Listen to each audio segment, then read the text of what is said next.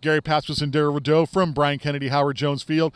Darrell, the Trojans getting ready to play the Cal Bears on Thursday night in a game coming off of a bye week, a chance to rest up some bumps and bruises and really kick off the second half of the season right now if you're the Trojans with another big primetime game. Garry, especially this upcoming Thursday when the Trojans, re-enter into the Coliseum. Hey, look, I'm so excited about college football. I had to put on my old uniform, my old sweats. I'm loving the way that this team is playing, the energy that they're coming out with, Garry, and coming off of a bye week, an opportunity to get guys healthy, but more importantly, to go back to the fundamentals. And what we've been seeing is a lot of very successful football coming from these Trojans, but you still get the sense that their best football is ahead of them, and perhaps we may see that this Thursday night. Well, who you're going to see on Thursday night is a Cal offense with Davis Webb at quarterback. It's a very familiar system that we've seen in the last 3 years with Sonny Dykes there.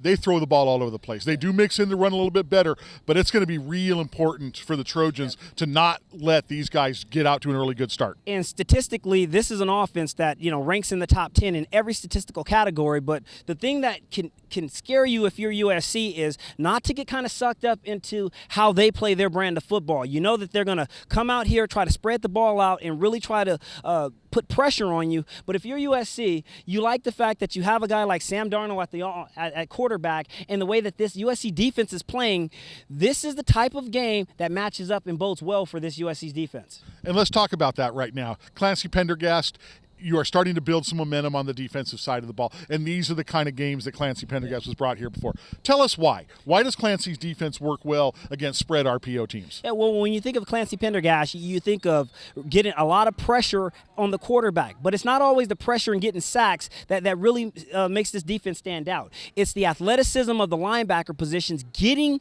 those linebackers flowing sideline to sideline and really forcing the action from going north and south to east and west. But more importantly, Garry, in addition to those very athletic linebackers, it's the play of the safeties. Having smart safeties, one that you can trust that's going to stay in the middle of the field and protect the center field, but also the ability to come into the box and raise havoc when you're unaccounted for. It's plays like that Clancy has done a great job over the years of really putting his players in position to make those key plays. And as long as the players continue to respond and they continue to show up and make plays, you will continue to see why this defense becomes very effective against these run-pass option type of offenses.